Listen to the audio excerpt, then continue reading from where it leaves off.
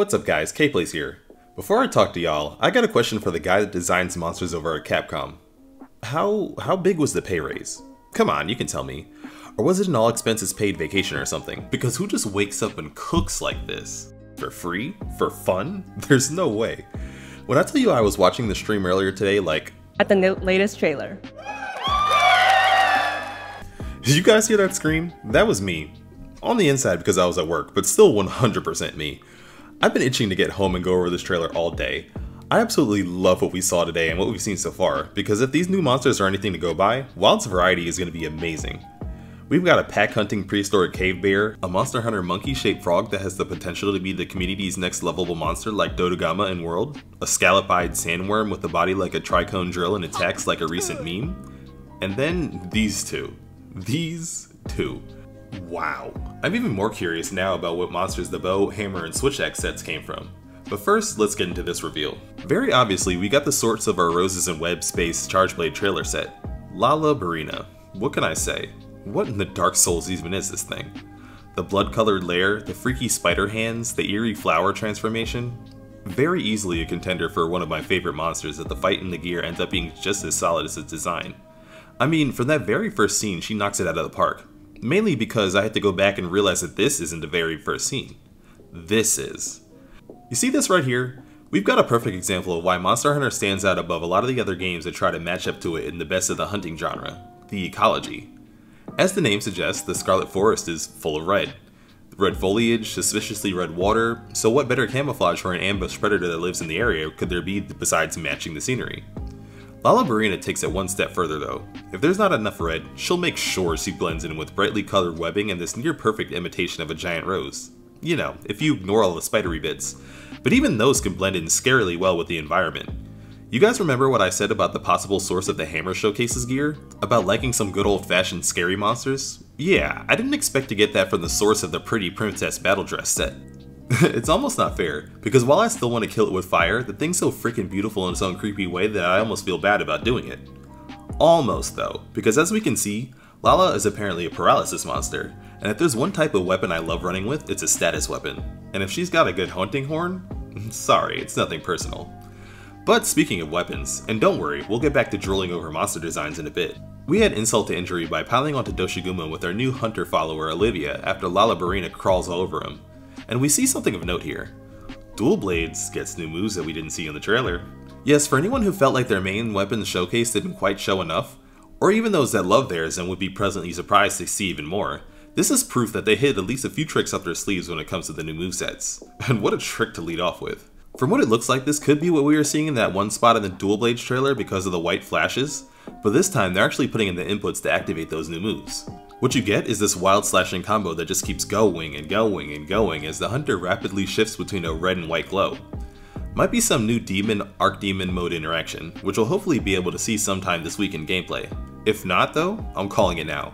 We are getting switch skills, because this feels very similar to the teases before those were revealed in Rise. If we do though, you guys didn't hear anything, I never said it, don't know what you're talking about. But if we skip ahead in this trailer, this isn't the only new move shown here, because we also get to see what's either a hammer mounting finisher or another focus strike, the Dual Blade sneak attack, which also shows Mantles coming back like we were told at Summer Games Fest, the rest of that Helmbreaker follow-up move from Longsword, another homing attack from Bow, and a Sword and Shield power clash. Now on the topic of power clashes, we finally got some more official statements about those and another neat combat mechanic from the Wayne website. It's pretty much confirmed that these will only be available to weapons that can block, which is most likely why they are specifying which ones can and can't do that during the showcase reveals. This would probably be a bit uneven if they weren't also adding offset attacks, which are these counters with the special flashes that we've been seeing.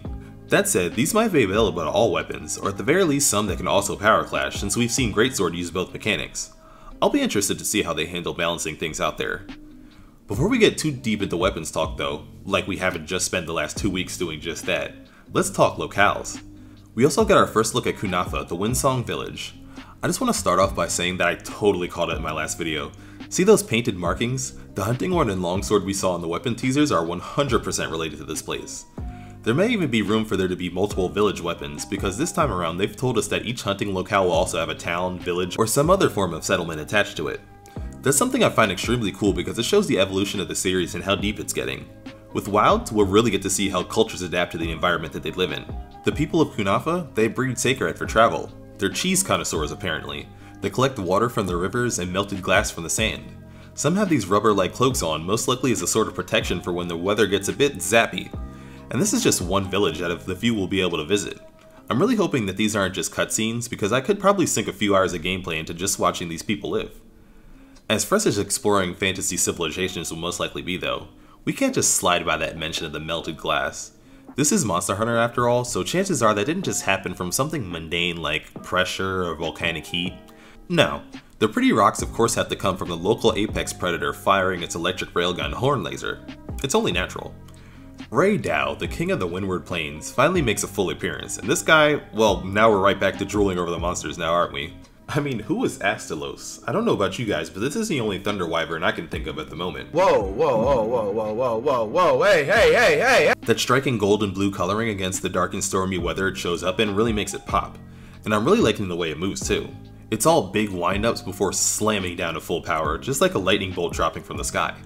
The details on the movable horns are genius too, because not only can it line them up to channel lightning down its body at you, like we've already seen before, but it can also bring them together almost like a taser to try and zap you at close range. It probably doesn't even need that trick seeing as it caves in the ground when that attack lands, but why not make it really clear that if you walk into its territory, it's absolutely going to atomize you. Man, what a start to Gamescom. That's not even everything we got out of this trailer either. Dig into the details there and on the site, and you'll find things like a more fleshed out free hunting mode in expeditions. Our first look at the camps you'll be able to set up anywhere on the fly. Hunters now having such mean cooking skills that you'll be able to make full course canteen meals all on your own from anywhere. Is it 2025 yet? It has to be 2025. This game can't get into our hands soon enough. Sadly, we still don't have a release date or a public demo announcement, but luckily for us, the first few looks at gameplay will be starting tomorrow. Whew, what a good time to be off of work for a few days. Would love to spend them at Gamescom of course, but it can't be helped this time. I will have my eyes glued to any and all places we can experience the demo secondhand from the lucky players over in Germany this week though. Hopefully they dig into everything we've been dying to find out, because nobody brings us info like the fans themselves. I'm gonna leave it here though. Gotta turn in, if my excitement will let me, so I can catch that developer live stream first thing in the morning. Until then though, this has been another K-Plays. If you are at Gamescom, I am super jealous, and I hope you enjoy the rest of your day.